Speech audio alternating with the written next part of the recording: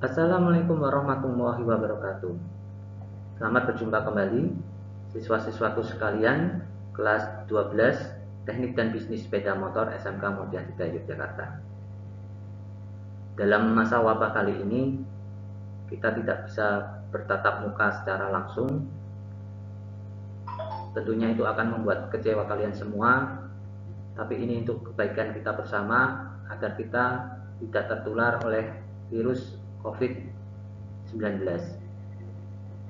Siswa-siswaku sekalian, sebelumnya saya ucapkan selamat, kalian sudah bisa naik ke kelas 12. Saya harap kalian bisa lebih baik dari tahun-tahun sebelumnya. Siswa-siswaku sekalian, kali ini kita akan belajar tentang mata pelajaran pemeliharaan mesin sepeda motor. Adapun materi yang akan kita pelajari kali ini yaitu menganalisis gangguan pada sistem pendingin sepeda motor. Adapun tujuan pembelajarannya, nanti kalian bisa mendiagnosis gangguan pada sistem pendingin sepeda motor. Yang kedua, kalian dapat memperbaiki gangguan sistem pendingin sepeda motor.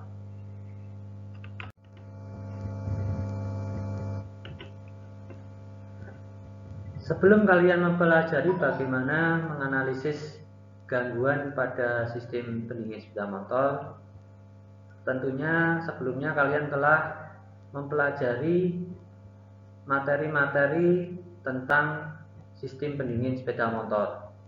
Salah satunya yaitu komponen-komponen dari sistem pendingin sepeda motor.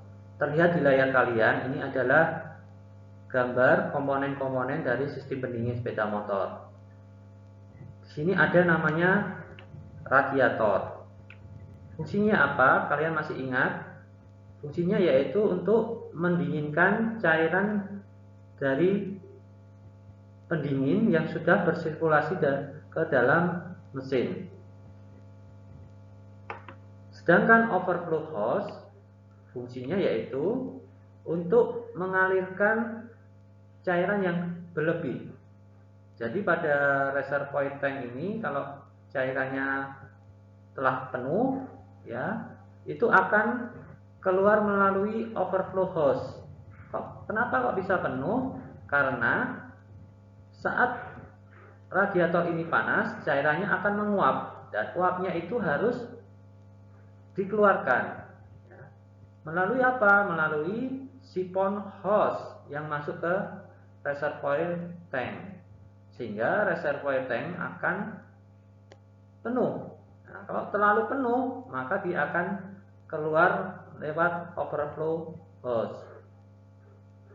Nah, maka waktu kalian akan mengisi reservoir tank itu jangan di bawah low. Ya, di sini ada tandanya, ya, ada indikatornya, ada low dan ada upper. Ya. Nah, ngisinya di upper, jangan di low.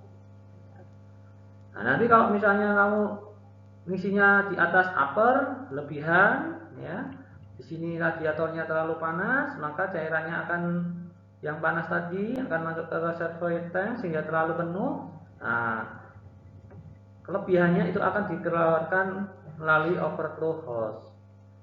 Kalau nggak dikeluarkan, nanti radiatornya tidak dapat mendinginkan air, cairan pendingin. Di sini ada water hose. Water hose itu ya berupa selang-selang, ya, selang-selang, ya, yang akan mengalirkan cairan dari mesin menuju ke radiator. Lalu ada water pump. Masih ingat ya fungsinya water pump untuk sirkulasikan. Ya, kalau water pumpnya nggak bekerja ya tidak ada sirkulasi. Lalu ada termostat. Fungsinya termostat masih ingat ya, menjaga suhu kerja mesin. Ya, menjaga suhu kerja mesin biar tidak terlalu panas dan tidak terlalu dingin.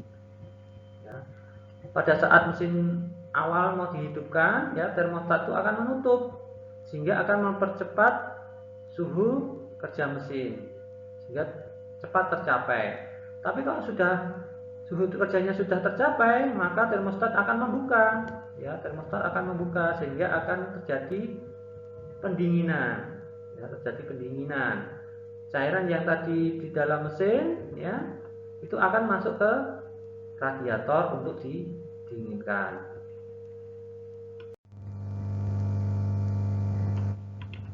Nah, untuk mencari penyebab gangguan ya pada sistem pendingin sepeda motor, itu ada beberapa gangguan-gangguan yang terjadi di situ. Ya, yang pertama yaitu suhu mesin terlalu tinggi. Itu bisa dilihat dengan pada indikator pada dashboard, ya, pada speedometer itu. Di situ ada indikator suhu mesin, ada tanda F. Nah, kalau tanda F-nya menyala, mesinnya waktu kita menggunakan, ya, waktu menggunakan sepeda motor kok lampu indikator suhu mesin menyala terus, itu berarti ada gangguan di situ, mesin terlalu panas.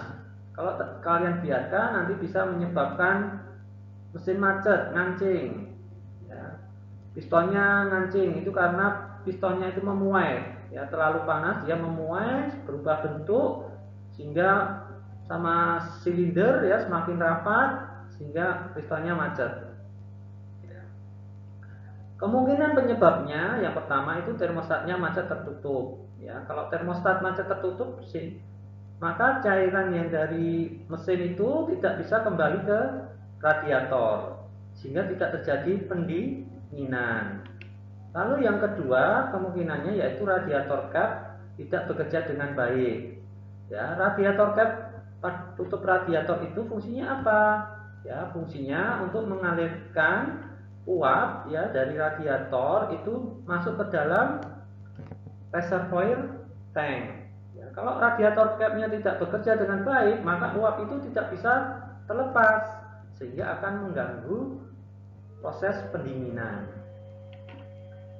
Yang ketiga yaitu jumlah coolant kurang. Jelas kalau cairan pendinginnya berkurang, ya, maka proses perpindahan panas dari mesin ke radiator juga terhambat. Lalu yang keempat, saluran di dalam radiator atau hose atau selang, ya, atau water jacket tertahan. Maksudnya apa? Tertahan itu mungkin ada sumbatan-sumbatan berupa kerak, ya, dari karat-karat.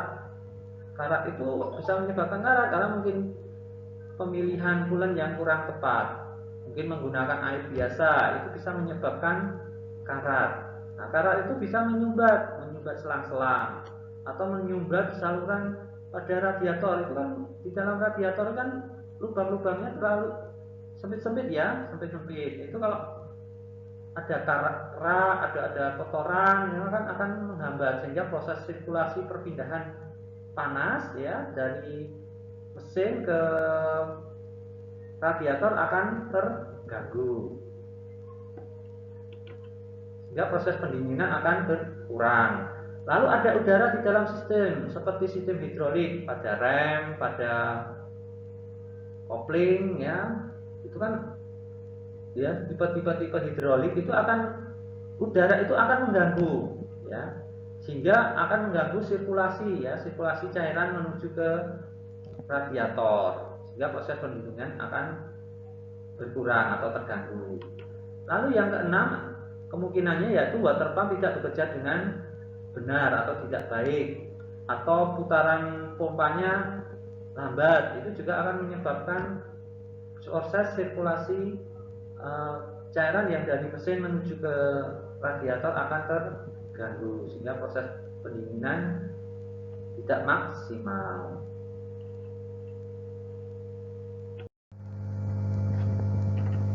Gangguan selanjutnya yaitu suhu mesin terlalu rendah. Kemungkinan penyebabnya yaitu termostat macet terbuka.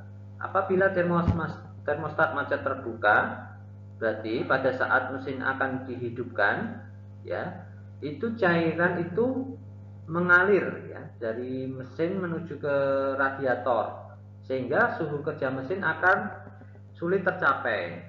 Kalau suhu mesin kerja sulit tercapai, maka ECM akan memperbanyak bahan bakar sehingga bahan bakar akan terlalu banyak sehingga boros, ya. Itu akan mengganggu kerja dari mesin. Gangguan selanjutnya yaitu ada kebocoran coolant. Kemungkinan penyebabnya o-ringnya kondisinya memburuk. O-ring itu kan terbuat dari karet ya mas. Kalau karetnya itu memburuk, maka lama-kelamaan akan menggetas. Kalau menggetas itu akan mudah retak sehingga akan terjadi kebocoran. Yang kedua, radiator cap tidak bekerja dengan baik. Pada radiator cap itu kan ada silnya mas. Silnya itu terbuat dari karet sama dengan o-ring. Kalau itu akan memburuk, akan mudah retak sehingga airan cair ya, cairan pendingin itu bisa keluar lewat situ. Lalu yang ketiga, silinder head gasket rusak dan kondisinya memburuk ya. Gasket itu kan sebagai perapat pada kepala silinder. Kalau perapatnya rusak, cairan pada water jacket itu bisa keluar. Lalu yang keempat, hubungan hose atau klemnya longgar. Jelas kalau hostnya longgar ya, klemnya longgar, maka cairan bisa keluar. Lalu yang kelima, hostnya rusak atau kondisinya memburuk. Ya, host kan terbuat dari karet juga sama ya. Kalau dia memburuk akan mudah retak sehingga akan terjadi kebocoran. Pemeriksaan terhadap kebocoran coolant.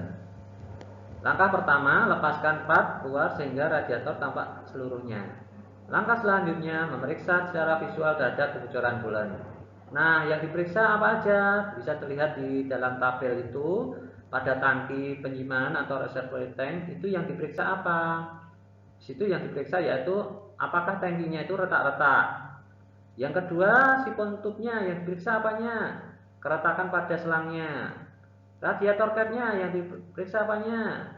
Ya, itu permukaan perapatannya. Di radiator cap itu kan ada silnya itu ya, ada silnya. Kalau silnya rusak ya atau sudah getas, retak, ya bisa keluar di situ cairan. Radiatornya yang diperiksa apa aja? Sambungannya, sambungan selang, ya, baut pembuangan, sirip-siripnya, ya, sambungan-sambungan yang ada di radiator itu diperiksa. Lalu termostatnya yang diperiksa apanya? Sambungan pada termostatnya atau main unit dan sambungan kopernya atau tutup dari termostat itu. Lalu pompa air, ya, pompa air itu yang diperiksa apanya? Water pumpnya, kopernya, ya, koper dari water pump.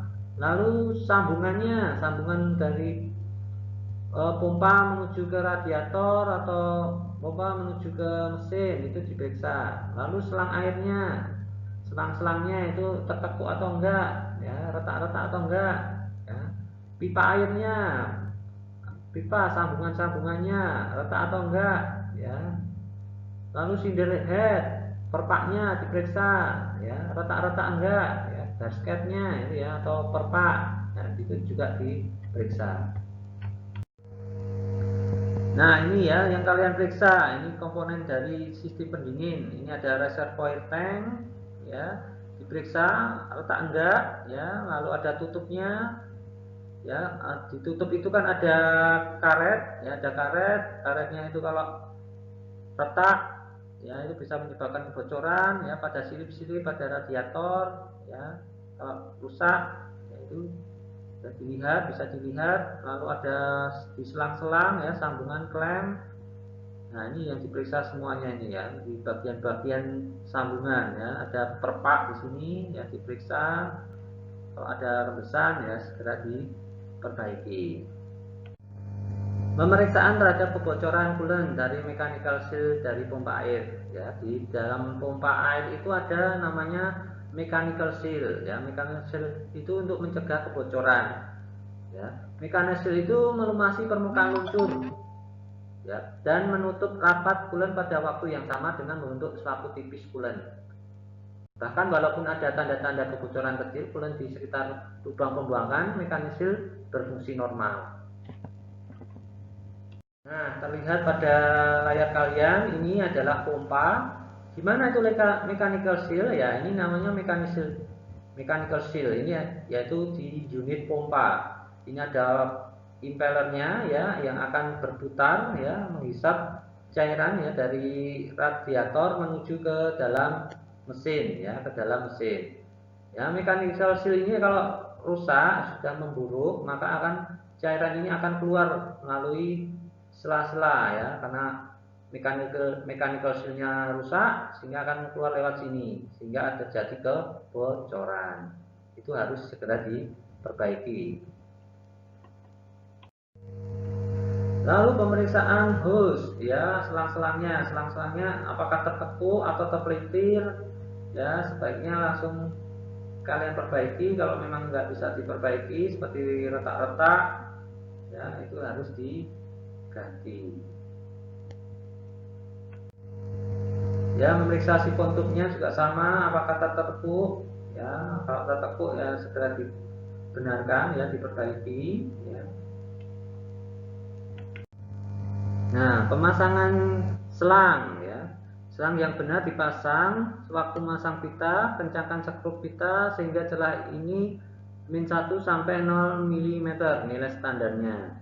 Jangan terlalu kencang dan jangan terlalu kendor. Kalau terlalu kencang nanti selangnya itu akan mudah retak atau sobek sehingga rusak. Atau terlalu kendor, kalau terlalu kendor nanti cairan pendinginnya bisa keluar sehingga akan mengganggu proses pendinginan atau ada terjadi kebocoran. Nah, itu bisa dilihat ya gambar di layar kalian yang benar seperti itu ya, sehingga celahnya sekitar min 1 sampai 0 mili. Ya, yang salah seperti itu ya terlalu kencang ya. Lalu yang pengencangannya kurang ya seperti itu, bisa cairan itu bisa merembes lewat celah-celah ya, lewat celah-celah. Celahnya terlalu besar.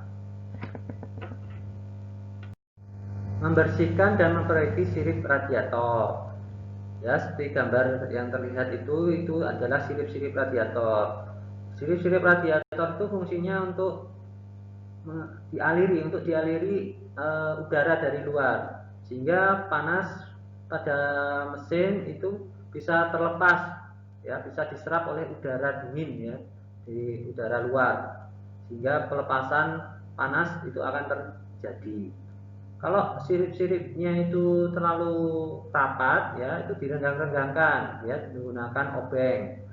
Kalau ada debu atau kotoran bisa menggunakan air kompresor atau udara kompresor. Jangan terlalu kencang. Kalau terlalu kencang nanti sirip-siripnya akan mudah tertekuk ya. Kalau tertekuk sampai rusak ya, itu harus diperbaiki karena akan mengurangi proses pendinginan atau pelepasan panas. Demikian siswa-siswaku sekalian, apa yang telah kita pelajari hari ini. Ada pertanyaan? Pertanyaan dapat kalian sampaikan di lewat WA group. Mungkin itu saja kali ini kita akhiri. Terima kasih atas perhatiannya. Saya ucapkan wassalamualaikum warahmatullahi wabarakatuh.